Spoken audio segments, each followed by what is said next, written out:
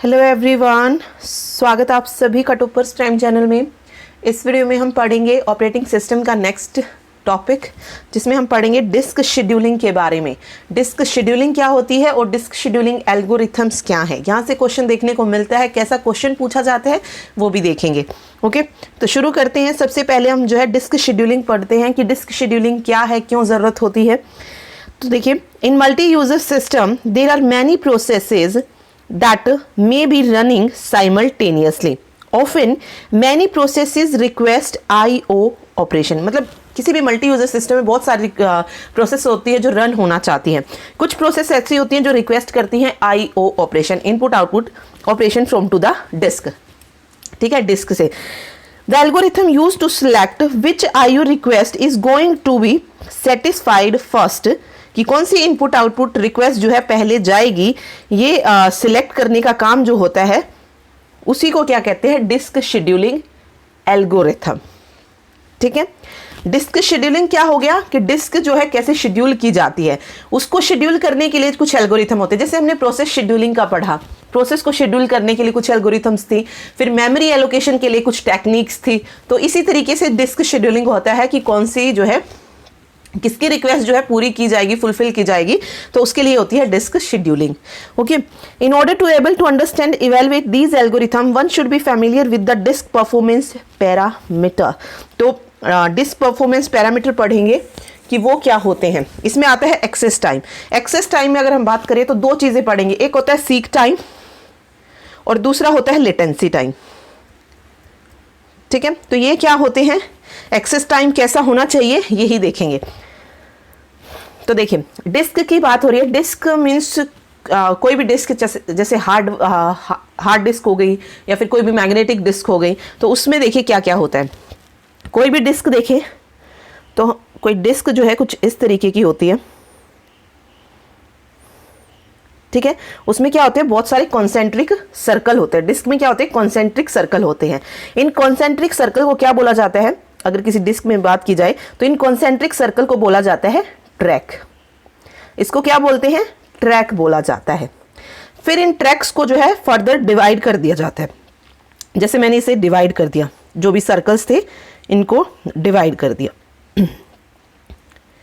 ये बीच में होता है हेड।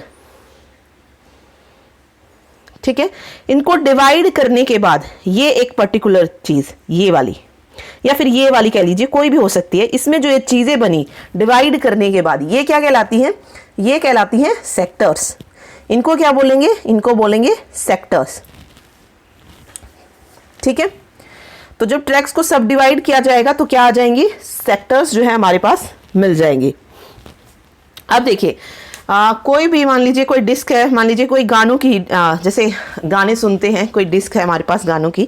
ओके, तो उसमें अलग अलग ट्रैक्स होते हैं इस तरीके से।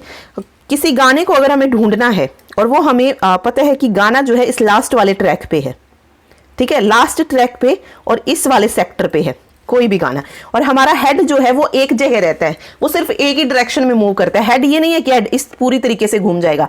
जो हमारा हेड होगा वो सिर्फ एक डायरेक्शन में, आगे से पीछे, पीछे से आगे की तरफ जो है वो मूव करता है। ठीक है, अब उस हेड को रीड राइट हेड बोला जाता है। उस रीड राइट हेड को क्या करना है, उस गाने को ढूंढना है। ठीक है, हम वो गाना सुनना चाहते हैं, रीड राइट हेड जो है उस गाने को ढूंढेगा। तो रीड राइट हेड उस गाने को ढूंढने के लिए जो टाइम लेता है, रीड राइट जो हेड होता है उस गाने को ढूंढने के लिए, उस पर्टिकुलर ट्रैक को ढूंढने के लिए जो टाइम लेता है वो क्या कहलाता है। अब देखिए, ट्रैक ये है, इस वाले ट्रैक पे है, लेकिन सेक्टर ये है। हमने क्या कहा, जिस ट्रैक को ढूंढने में जो टाइम लेता है रीड राइट हेड, वो क्या होता है, उसे कहा जाता है सीक टाइम। मान लीजिए हेड था यहाँ पे, उसने टाइम लिया और वो इस सेक्टर तक पहुंच गया, सॉरी इस ट्रैक तक पहुंच गया, तो ये क्या हुआ, इसे पहुंचने में जो टाइम लगा वो क्या है, सीक टाइम है। सेम, अब देखिए वो सेक्टर तक तो, सॉरी ट्रैक पे तो पहुंच गया, लेकिन उस गाने तक अभी भी नहीं पहुंचा क्योंकि वो इस सेक्टर में है। और मैंने कहा हेड घूमेगा नहीं, हेड की पोजीशन सिर्फ यही रहेगी, आगे से पीछे, पीछे से आगे। तो फिर देखिए, ये जो भी डिस्क होती है वो इस तरीके से घूमती है। तो धीरे धीरे जब ये सॉन्ग, मतलब ये सेक्टर इस हेड तक पहुंचेगा, ये वाला सेक्टर जब इस हेड तक पहुंचेगा, इस सेक्टर को हेड तक पहुंचने में जो टाइम लगेगा वो क्या कहलाता है? लेटेंसी। ठीक है, उसको क्या बोलते हैं? उसको बोला जाता है लेटेंसी टाइम या रोटेशनल डिले। ठीक है, तो ये दो चीज है, सीक टाइम और लेटेंसी टाइम, ये याद रखिए। ओके, तो चलिए देखते हैं disk performance parameter. Access time क्या होता है? Is the sum of seek time and rotational delay और रोटेशनल लेटेंसी। सीक टाइम क्या है? The time it takes to position the head at the desire track. Means head को desire track तक पहुंचने में जो टाइम लगता है वो क्या है? सीक टाइम है। रोटेशनल डिले या रोटेशनल लेटेंसी या लेटेंसी टाइम क्या है? The time its takes for the beginning of the sector to reach the head. Sector की बिगिनिंग को हेड तक पहुंचने में जो टाइम लगा वो क्या है? लेटेंसी टाइम है। ठीक है, average rotational delay is half of the one rotate time. Average कितना होता है? 1 रोटेट टाइम होता है। इसी तरीके से ट्रांसफर टाइम होता है, डाटा ट्रांसफर टाइम। ये क्या होता है? Actual time required to transfer the data. Data को ट्रांसफर करने के लिए जो एक्चुअल टाइम होता है वो डाटा ट्रांसफर टाइम होता है। तो transfer time is the time taken to transfer the data. Okay, तो देखिए ये दिखाई गई है यहाँ पे, कुछ इस तरीके से होती है। तो देखिए ये होते हैं जो ये सर्कल मैंने कहे थे, इन्हें क्या कहते हैं? ट्रैक कहते हैं। और जब इस ट्रैक को डिवाइड कर दिया तो हमारे पास क्या आ गए? सेक्टर आ गए। ये पर्टिकुलर सेक्टर्स अलग अलग, सेक्टर 1, सेक्टर 2, इस तरीके से कह लीजिए। ओके, तो यहाँ से मिल गए हमें ट्रैक, पता चल रहा है कौन से होते हैं, सेक्टर पता चल गया। ये क्या होती है? ये होती है प्लेटर। ठीक है, प्लेटर में क्या है? ट्रैक। ट्रैक में क्या है? सेक्टर। और ये cylinder means collection of track. Collection of track is called cylinder. ठीक है, जब बहुत सारे ट्रैक जो है मिल गए तो उन्हें क्या कहा गया? सिलेंडर कहा गया। एक ये स्पिंडल होती है जिसका जो घूमने का काम करती है, रोटेशन इसके द्वारा होती है। एक आर्म असेंबली होती है जो ऐसे की ऐसी रहती है, इसकी पोजीशन चेंज नहीं होती है। ये हेड होता है, ये यहां से यहां, यहां से यहां, इस तरीके से रोटेट होता है। ठीक है, जिसको रीड राइट हेड बोला जाता है।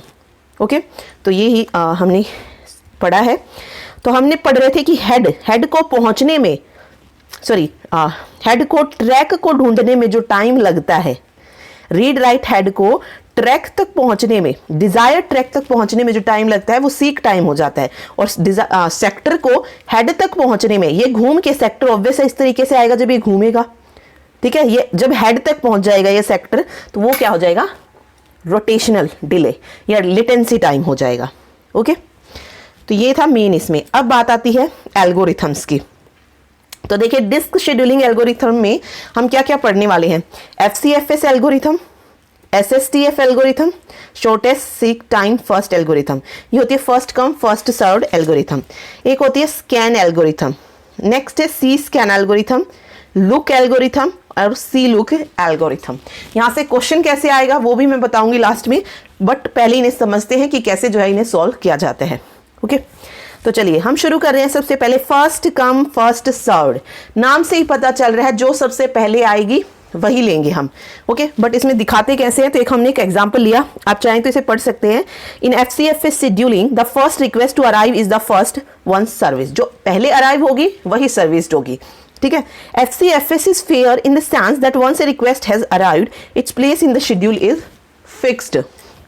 ओके, मतलब जैसे वो अराइव होगी वहां पर जो है उसका जो शेड्यूल होगा वो क्या होगा? फिक्स होगा। This technique improve the response time. इस टेक्निक के द्वारा हम इंप्रूव कर सकते हैं रिस्पॉन्स टाइम को। As a request get response in fair amount of time. However the throughput is not efficient. Throughput जो होता है इसमें सही नहीं होता है। It involve a lot of random head movement and disk rotation. मतलब इसमें जो है बार बार हमें जो है बहुत सारी मूवमेंट जो है करने पड़ते हैं। कैसे करने पड़ते हैं? जैसे कि एग्जांपल लिया हमने कि consider a disk queue with request for IO to blocks on cylinder. एक हमने डिस्क क्यू ले ली कि हमें रिक्वेस्ट आ गया कि हमें ये चीज़ें जो है चाहिए। ठीक है, किसी डिस्क पे। और यहाँ पे देखिए दे दिया कि जो डिस्क हेड है वो इनिशियली है एट सिलेंडर 50। तो देखिए कैसे करते हैं इसे। इसमें जो है 200 सिलेंडर्स दिए गए हैं, नंबर्ड हैं 0 से 199 तक। नंबर्ड है 0 से 199 तक। इस तरीके से न्यूमेरिकल ही देंगे आपको और बोलेंगे कि इसकी इनिशियल पोजीशन हमने दे दी है 50। ओके। और यहाँ से जो क्वेश्चन पूछा जाता है, आपको एक एग्जांपल देंगे और पूछेंगे कि FCFS के अकॉर्डिंग बताइए कि इसमें कितने हेड मूवमेंट होंगे। हेड मूवमेंट मतलब रीड राइट जो मूवमेंट होगा वो कितना होगा इसमें। तो हेड मूवमेंट जो यहाँ से पूछा जाता है, तो देखिए हमने ले लिया 200 सिलेंडर बोले हैं 0 से 199 तक, तो ये 0 इनिशियल पॉइंट और ये लास्ट वाला पॉइंट 199। बीच में इसने कहा कि जो डिस्क हेड है वो कहाँ पर है, 50 पर है। ये सारी चीज़ें आपको गिवन होंगी कि कितने सिलेंडर्स हैं, इनिशियली वो कहाँ पर है, ठीक है। तो इनिशियली हम मान लेते हैं वो 50 पर है यहाँ पर, ओके। अब इसने कहा हम FCFS के अकॉर्डिंग करें, फर्स्ट कम फर्स्ट सर्व्ड। अब सबसे पहले क्या आई, 75 की रिक्वेस्ट आई है, तो 50 से हम कहाँ मूव करेंगे, 75 की तरफ मूव करेंगे। तो 75 50 से आगे इसी पोजीशन पे होगा कहीं, मान लेते हैं यहाँ पे था 75, तो ये आ गया, ठीक है। अगली रिक्वेस्ट आई 195 की, अगली रिक्वेस्ट किसकी है, 195 की। तो 195 देखिए कहाँ पर हो सकता है, 195 यहाँ पर कहीं होगा 199 के पास, तो हम यहाँ मान लेते हैं ये 195 है, ठीक है। तो यहाँ पर पहुँच गए हम 195 पर। नेक्स्ट जो रिक्वेस्ट आई है वो आई है 38 की। अब इस 199 से हमें यहाँ पर आना पड़ेगा क्योंकि 38 हमारा 50 से पहले होगा, तो सीधा हम डायरेक्ट पहुँच गए 38 पर, ठीक है। फिर रिक्वेस्ट आई हमें 150 की। अब 75 और 195 के बीच में होगा कहीं 150, लाइक यहाँ पे, तो हम यहाँ से वापस जाएंगे 150 तक, ठीक है, ये 150 था। अगली रिक्वेस्ट आई 12 की। अब यहाँ से कहाँ जाना पड़ेगा, हमें 12 तक जाना पड़ेगा, तो मान लेते हैं यहाँ पे है 12, तो यहाँ से पहुँच गए हम 12 तक, ठीक है। नेक्स्ट रिक्वेस्ट जो आ रही है वो आ रही है 115 की। 115 75 और 150 के बीच में, तो फिर यहाँ से जो है हम 115 तक पहुँचेंगे, ठीक है। ये कुछ इस तरीके से लगा लीजिए, ये 150 का हो गया, ओके। तो ये तो हमने शो कर दिया। फिर आपसे वो पूछता है यहाँ पे कि यहाँ पे total number of head movement या total number of read write movement निकालने हैं हमें, तो वो किस तरीके से निकालते हैं। देखिए यहाँ पे हम क्या करेंगे, कैसे कैलकुलेट करते हैं, 50 से जहाँ तक हम गए हैं उसको माइनस करते चाहिए। हम 50 से 75 गए हैं, तो हम लिखेंगे 75 माइनस 50 प्लस बड़े को जो आगे लिखिए और माइनस का साइन वहाँ रखिए।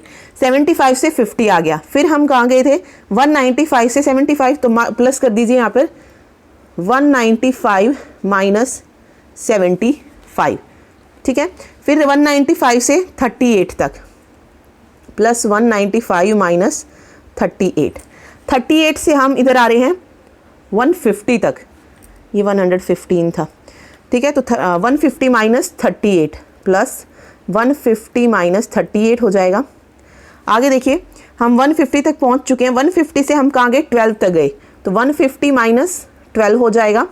इसके बाद हम 12 से कहाँ पहुँचे, 115 पे, तो क्या आ जाएगा 115 माइनस 12 प्लस का साइन। बस इसको सोल्व करेंगे तो आपको क्या निकल जाएगा, हेड मूवमेंट निकल जाएंगे। इसको जब हम सोल्व करेंगे 75 को 50 से माइनस करेंगे तो कितना आएगा, 25 आएगा, ठीक है। उसके बाद है 195 माइनस 75 120 हो जाएगा। नेक्स्ट है 195 माइनस 38, यहाँ से 157 निकलेगा। नेक्स्ट में है 150 माइनस 38, तो 112 आ जाएगा, ओके। उससे अगला है 150 माइनस 12, तो 138, ओके। लास्ट जो है 115 माइनस 12 है, तो 103। जब आप इन्हें ऐड करेंगे तो यहाँ पे मिलेगा हमें 655। तो पूछा जाए हेड मूवमेंट कितने हैं, तो 655, ओके। तो इस तरीके से जो है हम फर्स्ट कम फर्स्ट सर्व से निकालेंगे। एग्जाम्पल सेम रखेंगे और हर एक एल्गोरिथम से करके देखेंगे किस तरीके से निकलेगा। फर्स्ट कम फर्स्ट सर्व में जो पहले आया है उसी के अकॉर्डिंग, इनिशियल पोजीशन जो दी होगी उसी के अकॉर्डिंग जो हमें सबसे पहले की रिक्वेस्ट आएगी हम उसी पे जाएंगे, फिर वहाँ से वापस, ठीक है। इसको निकालना इस तरीके से है। चलिए अब बात करते हैं हम सेकंड की, shortest seek time first scheduling. Shortest seek time first scheduling मतलब जिसका सीक टाइम सबसे कम होगा वहां पर जाएंगे। अगर आप इसको पढ़ना चाहें तो पढ़ सकते हैं, बट इसमें इतना ज़्यादा पढ़ने की ज़रूरत नहीं है। इसमें एक जो ड्रॉबैक है वो क्या है, स्टारवेशन। स्टारवेशन की प्रॉब्लम जो है अक्कर होती है मेन। और इसमें जो है सीक टाइम जो है जिसका शॉर्ट होगा उसी पे जाएंगे। शॉर्टेस्ट सीक टाइम का मतलब क्या है, देखिए यहाँ पर नंबर छोटा होने से नहीं है, यहाँ पे शॉर्टेस्ट सीक का मतलब होता है इनिशियल पोजीशन से। जैसे यहाँ पे हेड जो है मूवमेंट है वो 50 पे इनिशियली, तो 50 से कौन नंबर जो है कितने पास है, किस नंबर की रिक्वेस्ट जो है सबसे पास है, किसका सीक टाइम जो है कम है, उसके अकॉर्डिंग जाएंगे। ओके, तो इसको करते हैं हम। देखिए हमने वही क्यू लिया, एक पोजीशन 0, सेकंड वाली 199, ठीक है। Consider the same example as we have discussed in FCFS, head started 50। अब मैंने कहा आपको शॉर्टेस्ट सीक टाइम फर्स्ट। अब देखिए यहाँ पे शॉर्टेस्ट सीक टाइम 50 के पास कौन है सबसे ज़्यादा, या तो 38 हो सकता है या 75 हो सकता है, ठीक है। ये शॉर्टेस्ट सीक का टाइम ये नहीं है कि आप सीधा 12 पे पहुंच जाओ, क्योंकि 12 यहाँ पे सबसे छोटा है, नहीं, यहाँ पे हमें 50 के पास देखना है कि सबसे पास कौन है। तो 50 के सबसे पास 38 है, तो यहाँ से कहाँ पर जाएंगे हम, 38 पे जाएंगे, ठीक है। तो ये हो गया 38। 38 के बाद किसका सीक टाइम कम है, 12 का, तो सीधा हम 38 से 12 पर पहुंच जाएंगे, ठीक है। ये हम 12 पर पहुंच गए। उसके बाद अगर हम देखें तो 75, तो हम यहाँ से सीधा 75 तक जाएंगे, ठीक। फिर 75 के बाद जो है क्या आएगा, 115, 75 के बाद 115, उसके बाद 150 पे आया, और नेक्स्ट जो होगा 195, ठीक है।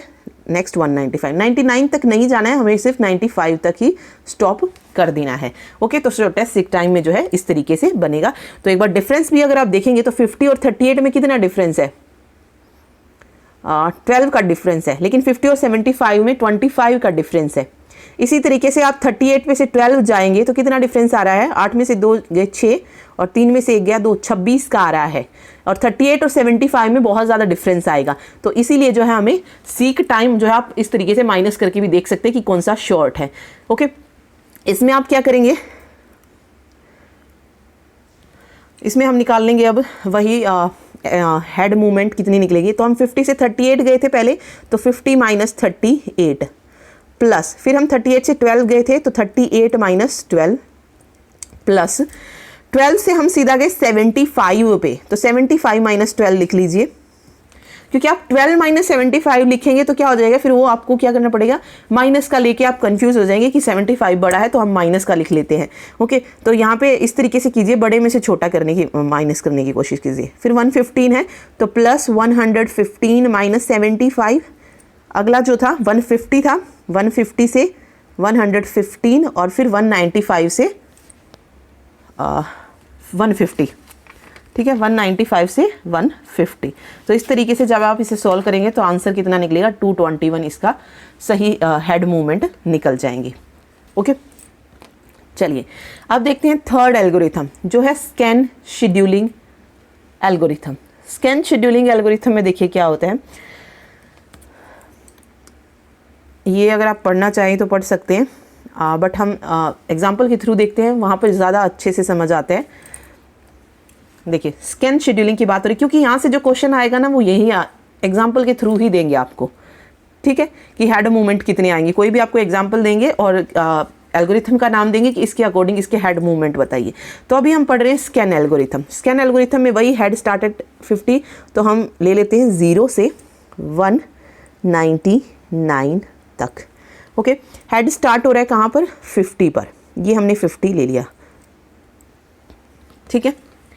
चलिए अब हमारे पास देखिए स्कैन एल्गोरिथम में क्या होती है, अभी हमने दो एल्गोरिथम पढ़ी, FCFS और SSTF, ठीक है। इनमें जो हमें कोई डायरेक्शन गिवन नहीं होता कि हमें किस डायरेक्शन में जाना है, लेकिन जो हमारी 4 एल्गोरिथम बच गई, स्कैन हो गई, C स्कैन हो गई, लुक हो गई और C लुक हो गई, उसमें क्या होती है, हमें डायरेक्शन गिवन होगी। आपको इसमें मतलब न्यूमेरिकल में बताया होगा कि आपको जो है लार्जर वैल्यू की तरफ पहले जाना है या फिर शॉर्ट वैल्यू की तरफ पहले जाना है। तो हम मान लेते हैं कि इसमें गिवन है कि हमें जो है शॉर्ट वैल्यू की तरफ जाना है, ठीक है। तो अब यहाँ पे हमें शॉर्ट वैल्यू देखिए कौन सी आ रही है, 50 से पहले 38 आ रही है, ठीक है। तो यहाँ पे जो है हम 38 ले लेते हैं, 38 से फिर क्या आ रही है, 12 आ रही है, 12 आ रही है, चलिए 12 हो गया, ठीक है। उसके बाद देखिए अगर 12 के बाद अगर आप देखेंगे तो कौन सी है, 75 है, लेकिन हमें डायरेक्ट 75 पर नहीं जाना है। यही कहती है स्कैन एल्गोरिथम कि इसमें हमें क्या करना है, जो हमारा जिस भी डायरेक्शन में हम जा रहे हैं हमको उसके लास्ट तक पहुंचना है, ठीक है। जो हमारा लास्ट पॉइंट होगा उस तक। अब इसमें लास्ट पॉइंट देखें तो हम क्या है, 0 है, तो हम यहाँ पर 0 तक आएंगे। इसको जो है एलिवेटर एल्गोरिथम भी बोला जाता है। स्कैन एल्गोरिथम को एलिवेटर एल्गोरिथम भी कहा जाता है, पूछ सकते हैं, ठीक है। जैसे एलिवेटर होता है नॉर्मली एक ही डायरेक्शन में जाता है जब तक रिक्वेस्ट नहीं होती है, ओके, तो उसको खत्म करने के बाद जब अनदर डायरेक्शन में, तो ये यहाँ तक लास्ट पॉइंट तक पहुँचेगा, ठीक है, 0 तक पहुँचेगा इसमें। उसके बाद देखिए किसकी रिक्वेस्ट आएगी, 75 की, तो इसके बाद ये 75 पे आ जाएगा इधर, 75 से 115 तक, ओके सॉरी, इस तरीके से कर लीजिए, 75 से 115 तक, ये हो गया 115, 115 से ये जाएगा आगे 150, फिर 195, इसको ऐसा थोड़ा बढ़ा लीजिए, 199 यहाँ मान लेते हैं, और ये हो गया 195, ठीक है। सिर्फ 195 तक ही जाएगा। ये जिस भी डायरेक्शन में हम जाएंगे सिर्फ उसके लास्ट पॉइंट तक जाना है, दूसरे वाले की नहीं। जिस डायरेक्शन में हम जा रहे हैं अगर हम उसकी राइट वाली डायरेक्शन लेते, लार्ज वैल्यू वाली डायरेक्शन लेते, तो हम 199 तक जाते, लेकिन हमने शॉर्ट वैल्यू ली है, शॉर्ट वैल्यू वाली डायरेक्शन ली है, तो हम क्या करेंगे, 0 के एंड तक आएंगे और इसे 195 पर फिनिश कर देंगे, ओके। इसमें देखिए ऐसे भी निकाल सकते हैं हम इसका हेड मूवमेंट की 70 मतलब 50 माइनस 38, 38 माइनस 12, 12 माइनस 0, ये भी हमें ऐड करना पड़ेगा 12 माइनस 0, ओके। अदरवाइज हमें पता है सेम डायरेक्शन है तो हम सीधा भी कर सकते हैं, यहाँ से 50 पे से माइनस कर लीजिए 0 सीधा, ठीक है। और यहाँ पर हम गए 195 तक, प्लस 195 माइनस 0, तो ऐसे भी जो है आप निकाल सकते हैं। तो 50 और 195 को जब ऐड करेंगे तो कितना आएगा, 245। जब सेम डायरेक्शन हो ना तो आप सीधा क्या कीजिए, लास्ट वाला लीजिए और फर्स्ट वाला लीजिए, उनको माइनस कीजिए, और सेम इसमें हो रहा है, ओके। तो इसमें याद रखिए स्कैन में क्या होता है, एक तो हमें डायरेक्शन गिवन होती है, और जो भी डायरेक्शन हमें गिवन है उस डायरेक्शन के हमें लास्ट पॉइंट तक जाना है, ठीक है, सिर्फ उस डायरेक्शन के लास्ट पॉइंट तक, ओके। फिर बात आती है सी स्कैन शेड्यूलिंग की। This is an improvement over scan algorithm. ये क्या थी, इम्प्रूवमेंट थी स्कैन एल्गोरिथम में। अभी हमने स्कैन में क्या लिया था, सिर्फ एक वो लिया था, जो डायरेक्शन दी गई है सिर्फ वही वाला जो हमने पॉइंट लिया था। इसमें क्या होता है, हमें इनर मोस्ट भी लेना होता है और आउटर मोस्ट भी, मतलब दोनों तरफ का लेना होता है। इसमें कैसे, देखिए एग्जाम्पल के थ्रू देखते हैं। कंसिडर किया हमने एग्जाम्पल, ले लेते हैं, देखिए ये 0, ये 199, ठीक है। इसमें भी हमें डायरेक्शन दे दी कि आप जो है लार्ज वैल्यू की तरफ जाइए, ठीक है। वो ये भी दे सकता है शॉर्ट वैल्यू की तरफ जाइए, लार्ज वैल्यू की तरफ। हम मान लेते हैं कि हम लार्ज वैल्यू की तरफ जा रहे हैं, तो यहाँ पर हमने ले लिया 50, ठीक है। चलिए अब 50 से लार्ज वैल्यू देखिए कौन सी है यहाँ पर, 75। तो हम यहाँ पे 50 से 75 पहुँच गए। 75 से कहाँ जाएंगे, 115, उसके बाद 150, नेक्स्ट है 195, 195, ठीक है, 195 तक पहुंच गए। और मैंने इसमें क्या कहा कि दोनों तरफ जाना है हमें, इनर मोस्ट भी अटर मोस्ट भी। तो यहाँ पर जो है हमें 195 के बाद नहीं घूमना है, हमें इसके लास्ट पॉइंट तक जाना है, तो 199 तक हम यहाँ पे जाएंगे, ओके। 199 तक हम पहुंच गए। इसके बाद हमें इस 199 से, मतलब जो लास्ट वाला पॉइंट है उसके लास्ट पॉइंट से पहले वाले पॉइंट तक आना है। तो पहला वाला पॉइंट कौन सा, 0, यहाँ तक। उसमें हम कोई भी रिक्वेस्ट जो है फुलफिल नहीं करेंगे, ठीक है। हमें पहले लास्ट पॉइंट से फर्स्ट पॉइंट पे डायरेक्टली आना पड़ेगा सी स्कैन एल्गोरिथम में, ओके। तो 0 पे पहुंच गए। 0 के बाद देखिए किसकी रिक्वेस्ट आएगी, 0 के बाद है 12, तो हम पहले क्या लेंगे, 12 लेंगे, पहुंच गए। उसके बाद जो है 38 है, तो यहाँ पर 38 हो जाएगा। अब देखिए इसमें भी तो एक ही डायरेक्शन आ रही है, एक डायरेक्शन है 50 से 199 तक, ठीक है। तो हम क्या कर लेते हैं, डायरेक्ट 199 माइनस 50, प्लस एक डायरेक्शन है 199 से 0 तक, तो 199 माइनस 0, प्लस एक है 0 से लेकर 38 तक, 38 माइनस 0, ठीक है, उस तरीके से भी कर सकते हैं कि हम 50 से 75 चले तो 75 माइनस 15, फिर 115 से 75, लेकिन अब हमें पता है डायरेक्शन सेम है तो आप सीधा जो है फर्स्ट से लास्ट पॉइंट पे चले जाइए, आंसर वही निकलेगा। ठीक है, तो इसको सॉल्व करेंगे, आंसर आ जाएगा 221। ओके 386 आएगा, सॉरी यहां से कितना आएगा 386 जो है करेक्ट आंसर निकलेगा। ठीक है, चलिए अब नेक्स्ट देखते हैं। नेक्स्ट है लुक शेड्यूलिंग। लुक शेड्यूलिंग जो है वो है मॉडिफाई वर्जन किसका, स्कैन शेड्यूलिंग का, और एक सी लुक है जो मॉडिफाई वर्जन है सी स्कैन एल्गोरिथम का। तो ये याद रखिए, पूछा जा सकता है कि कौन सा किसका मॉडिफाई वर्जन है। ठीक, तो देखिए हमने एक एग्जांपल लिया सेम, तो लुक में क्या होता है, लुक हमने कहा ना क्या है, किस एल्गोरिथम जैसा है, स्कैन एल्गोरिथम जैसा है। ये 50 0 199, इसमें भी डायरेक्शन गिवन होगी। तो मान लीजिए इसमें डायरेक्शन हमने स्कैन में पढ़ी थी, हम शॉर्ट वैल्यू की तरफ जा रहे थे, तो इसमें भी हम शॉर्ट वैल्यू की तरफ जाते हैं। 50 से हम गए 38, ठीक है, हमें गए 38 से हम गए 12 पे पहुंच गए। ठीक है, स्कैन में हम क्या कर रहे थे, जिस डायरेक्शन में हम जा रहे थे उसका जो है लास्ट पॉइंट, स्कैन एल्गोरिथम को एलिवेटर एल्गोरिथम भी बोला जाता है, तो हमें लास्ट पॉइंट तक जाना था, लेकिन हमें इसमें लास्ट पॉइंट तक नहीं जाना है, हमें यहीं से मुड़ जाना है। 12 से लेकर फिर हम जाएंगे 75 तक, ये 75 के बाद हम जा रहे हैं 115 पर। ठीक, 115 से 150 पर, और 150 से 195 पर। ठीक है, ना हमें 199 लेना है ना हमें 0 वाला लेना है, तो हमें ये इस तरीके से लेना है। ठीक है, तो इसमें कोई भी डायरेक्शन गिवन हो सकती है। वो ये भी कह सकते हैं कि लार्जर वैल्यू से चलिए, तो लार्जर वैल्यू से हम पहले 50 से 75 चलेंगे, फिर 115, फिर ये 150, फिर 195, फिर यहाँ से 38 और फिर यहाँ से 12। ठीक है, इस तरीके से भी हो सकता है। सिर्फ इसमें क्या ध्यान रखिए, दोनों तरफ से कोई वैल्यू नहीं लेनी है आपको, ना इनर ना आउटर। ठीक है, सिर्फ हमें क्या लेनी है, डायरेक्शन जो दी होगी उसी के अकॉर्डिंग चल रहा है लुक शेड्यूलिंग में। ओके, तो यहां से भी आप निकाल सकते हैं, कोई डायरेक्शन नहीं है, तो यहां से 50 से 12 तक गए थे तो 50 माइनस 12, और यहां पर हम 195 तक गए हैं तो 195 माइनस 12, हेड मूवमेंट 220 निकल जाएगी। अगर आपको ये समझ नहीं आ रहा है कि कहां से कहां तक गए हैं, तो सिंपल जो है जिस भी ट्रैक पे मतलब जिस भी पॉइंट पे आप जहां पर जा रहे हैं वहां से माइनस कर लीजिए। जैसे 50 से 38 गए तो 50 माइनस 38 प्लस 38 माइनस 12, वो उस तरीके से भी आप कर सकते हैं। ठीक है, चलिए लास्ट एल्गोरिथम जो इसमें है वो है सी लुक शेड्यूलिंग एल्गोरिथम। ये मॉडिफाई वर्जन है सी स्कैन एल्गोरिथम का। ओके, चलिए देखते हैं। एग्जांपल लिया हमने 0 199, हेड स्टार्ट एट 50।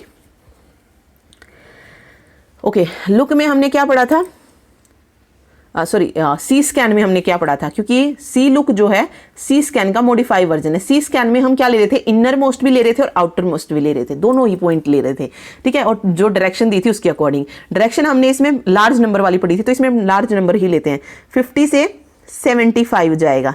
ठीक है, 75 से 115 जाएगा, फिर 150 जाएगा, नेक्स्ट 195 जाएगा।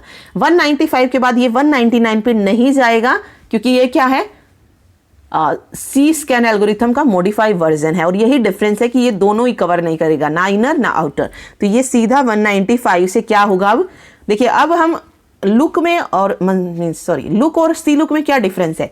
लुक में हम क्या कर रहे थे, 195 से हम कहां पर मूव करते, सीधा 38 पे मूव करते थे। ठीक है, लेकिन यहाँ पे हम 38 पे मूव नहीं करेंगे, यहाँ पे 195 से 12 पर मूव करेंगे, सबसे छोटे पर मूव करेंगे। ये डिफरेंस है इनमें, सीधा 12 पे किया और फिर हम 38 पे आएंगे। ठीक है, यही अगर मैं आपको लुक शेड्यूलिंग के अकॉर्डिंग बता दी, तो हम यहाँ पर इस 195 से कहाँ पर मूव करते, 38 पे मूव करते, उसके बाद 12 पे मूव करते। लेकिन हमारे सी लुक में क्या हो जाएगा, इनर आउटर तो लेना है ही नहीं हमें, यहाँ पे हमें 195 से सबसे छोटे पे मूव करना पड़ेगा। तो 195 से हम पहले सीधा 12 पे पहुंचेंगे और उसके बाद 38 पे पहुंचेंगे।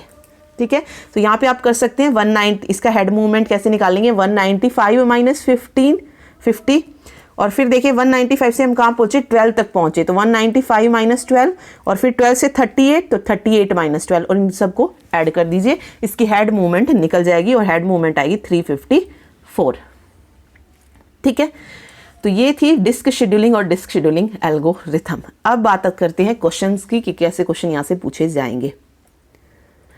तो देखिए फर्स्ट क्वेश्चन है, in dash information is recorded magnetically on platters, magnetic disk, electrical disk, assemblies या सिलेंडर।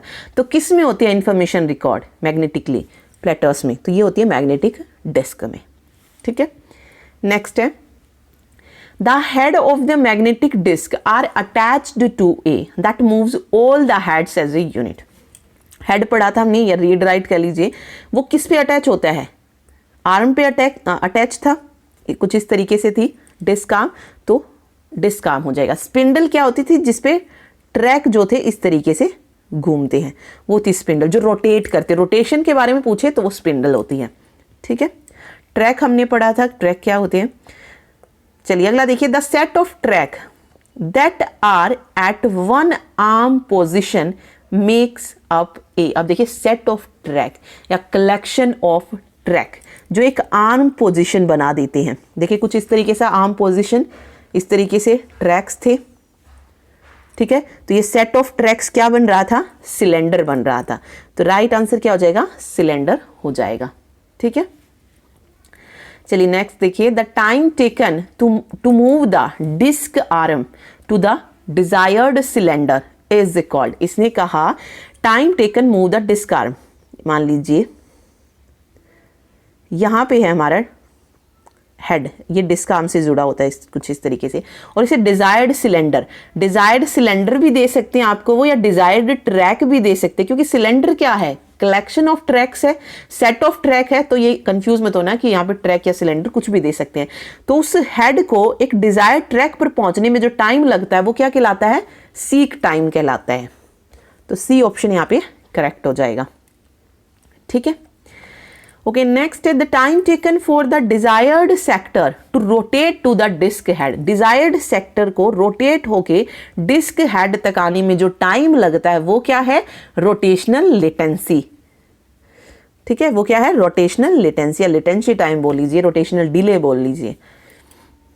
ओके चलिए नेक्स्ट देखिए, when the head damage the magnetic surface, अगर हेड जो है वो डैमेज कर दे मैग्नेटिक सरफेस को, तो इसको क्या कहा जाएगा, disk crash, head crash, magnetic damage या ऑल ऑफ द मेंशन। तो इसे कहते हैं हेड क्रैश। ठीक है, चलिए नेक्स्ट है, floppy disk is design to rotate dash as compare to a hard disk drive. तो राइट आंसर हो जाएगा, a floppy disk is designed to rotate slower as compare to hard disk drive. ठीक है, वो rotate होती है slower as compare to hard disk. ठीक है, okay what is the disk bandwidth. तो ये बहुत इंपॉर्टेंट क्वेश्चन है, ये क्वेश्चन एग्जाम में पूछा जाता है। डिस्क बैंडविड्थ क्या होता है, तो यहाँ पे जो इसकी डेफिनेशन वो बनेगी ये है, okay the total number of bytes transferred divided by the total time between the first request for service and the completion on the last transfer। total time जो लगता है, जो पहली रिक्वेस्ट आती है सर्विस के लिए और completion of last transfer तक, जो पूरा जो टाइम होता है, जो टोटल टाइम होता है, जितने भी total number of bytes transfer होती हैं इस टाइम में, वो क्या कहलाता है, डिस्क बैंडविड्थ कहलाता है। ठीक है, total number of bytes transferred divided by the total time between the first request for service and the completion on the last transfer is called disk bandwidth.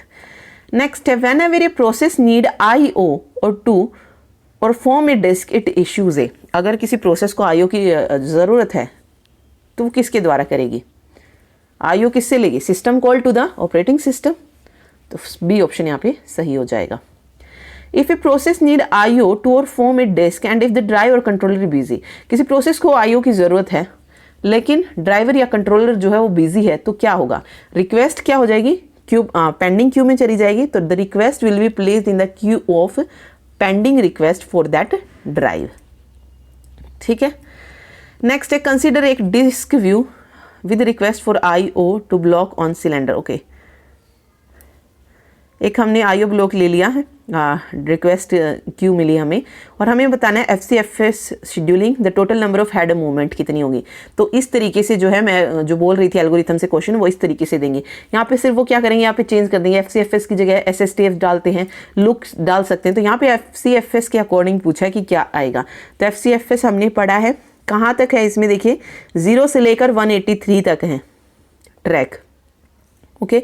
और इनिशियली इसने दे दिया हमारे 53 पे, और यहाँ पे 0, यहाँ पे मान लेते हैं हम 185 मान लेते हैं, ओके।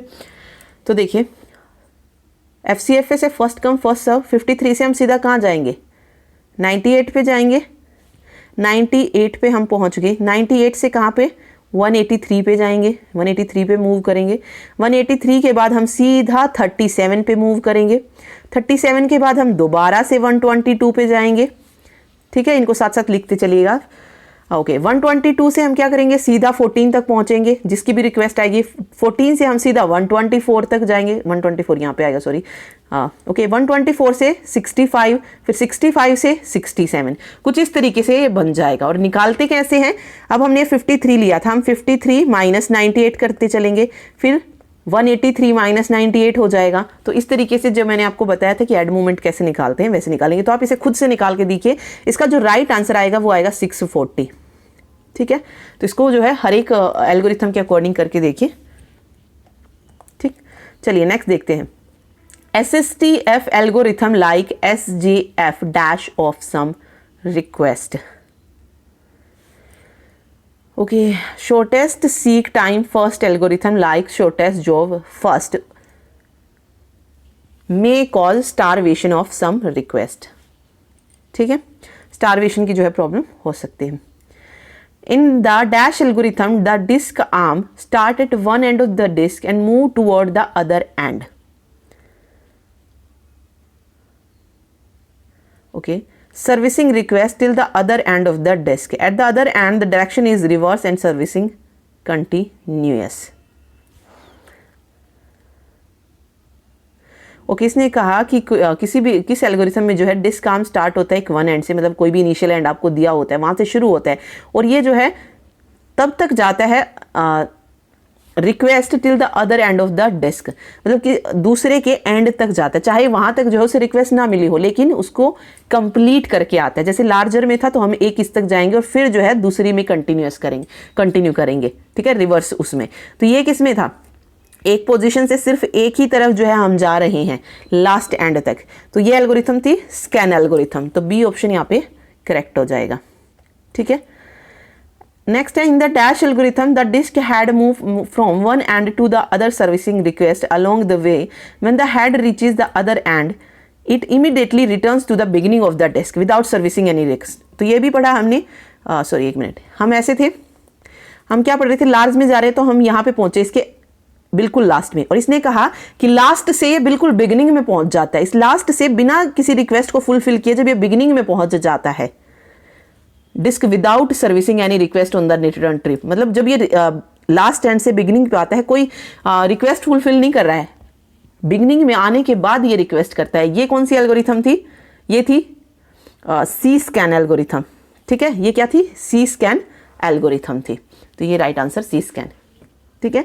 तो जिसमें सिर्फ एक एंड ले रहे हैं हम, वो है स्कैन एल्गोरिथम, जिसमें वो लास्ट से बिगिनिंग में पहुंच जाता है या बिगिनिंग में की तरफ है और लास्ट में पहुंच जाए, तो वो क्या है, सी स्कैन एल्गोरिथम हो जाएगा, ओके, दोनों तरफ जब जाएगा। In the dash algorithm the disk arm goes as far as final request in each direction then reverse direction immediately without going to the end of the disk. अब इसमें देखिए इसने क्या कहा, डिस्क जो है वो गोइंग एज फाइनल रिक्वेस्ट, मतलब वो फाइनल रिक्वेस्ट तक जाती है जिस भी वो डायरेक्शन में दे रखी है, then reverse directional immediately without going to the end of the disk. अब देखिए ये क्या कह रहे हैं कि हम जो थे कुछ इस तरीके से है, ठीक है, हमने स्कैन पढ़ ली, सी स्कैन पढ़ ली, तो मीन्स इनमें से तो कोई होगी नहीं, बची हमारे पास लुक और सी लुक। लुक में क्या था, हम हेड मूवमेंट से जो है लास्ट वाली रिक्वेस्ट तक जाते हैं, और लास्ट रिक्वेस्ट से हम सीधा कहाँ पर जाते हैं, रिवर्स डायरेक्शन में, without going to the end of the disk, end of the disk नहीं जाते हैं, जिसकी भी रिक्वेस्ट हमें यहाँ पे पहले मिली होगी उस पर जाते हैं और फिर नेक्स्ट पे जाते हैं, ठीक है। तो ये कौन सी थी, इसमें यही बोला हुआ है, ये थी लुक एल्गोरिथम। सी लुक में क्या था, हम क्या कर रहे थे, जो भी रिक्वेस्ट हमें लास्ट में मिली है हम उस पे पहुंचते थे और फिर कहाँ पे जाते थे, सबसे छोटे वाली रिक्वेस्ट पे जाते थे, सबसे लास्ट में, और फिर वहां से मूव करते थे, ठीक है। वो थी सी लुक। तो यहां पे जो ये क्वेश्चन पूछा गया ये किसका है, लुक एल्गोरिथम का है।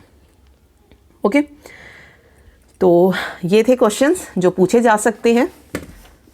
Thank you so much. Video अच्छी लगे तो लाइक कर दीजिएगा और शेयर ज़रूर करें सभी के साथ। Thank you.